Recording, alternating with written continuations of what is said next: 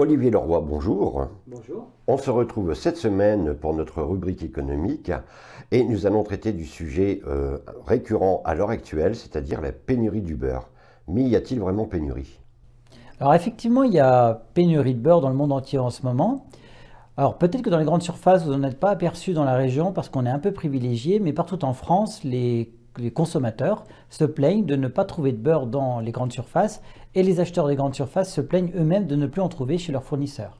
Alors, la presse dénonce,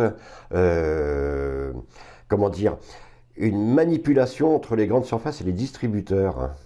Alors ça, c'est récurrent, j'ai lu plein d'articles là-dessus. En fait, ce qui est certain, c'est que la Chine est une très très grosse demandeuse de beurre parce que les produits français ont là-bas une très bonne réputation et ils commencent à prendre l'habitude à consommer des produits à base de beurre et de beurre français en plus particulièrement. Donc la pénurie est réelle parce que la demande de beurre dans le monde entier augmente considérablement aujourd'hui. Alors, doit-on avoir peur de cette pénurie?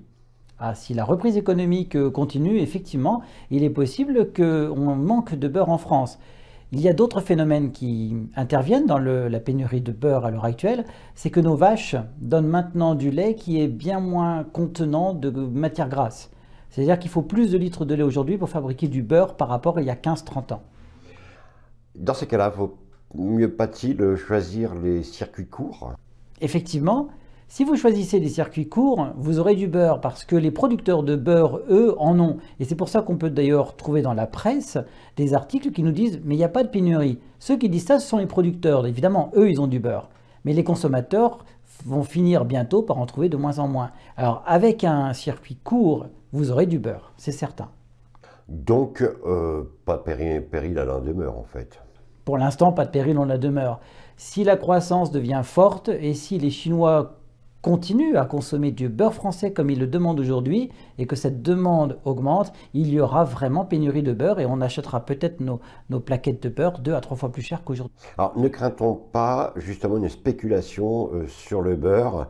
On a vu dénoncer des gens qui vendent sur des sites internet des plaquettes de beurre. Effectivement, à partir du moment où vous avez un manque d'une matière première qui est annoncé dans la presse, il y a tout de suite des gens qui vont faire de la spéculation. C'est-à-dire que l'information va créer la spéculation, mais ce n'est pas parce qu'il y a cette information qu'elle est vraie. En vérité, est-ce que ce n'est pas les personnes qui créent la pénurie? De par la peur, on voit par exemple lorsqu'on annonce des routiers en grève, on se rue vers les stations-service. Là, on annonce peut-être une pénurie de beurre et on se rue dans les supermarchés. On a un effet boule de neige. La matière première commence à manquer un petit peu parce qu'il y a une demande qui est croissante dans une partie du monde. Les gens constatent que dans certains rayons de certaines grandes surfaces, le beurre vient à manquer. Ça paraît dans la presse, les gens s'en emparent et on a de plus en plus de monde qui commence à demander du beurre. Alors que c'est-à-dire que ça génère une auto-augmentation de la demande partout qui va être momentanée. Effectivement, il y a un phénomène comme cela. Ça a existé il y a quelques années au moment d'un poisson d'avril, lorsqu'on a déclaré pour le 1er avril que les arbres à spaghettis avaient gelé en Italie. Eh bien, les Français se sont rués sur les spaghettis, ça a créé automatiquement une demande qui n'existait pas auparavant.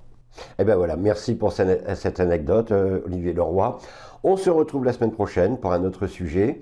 Et vous pouvez toujours nous rejoindre sur n-info@orange.fr ou sur nos pages Facebook et Twitter. Merci Olivier Leroy, à la semaine prochaine.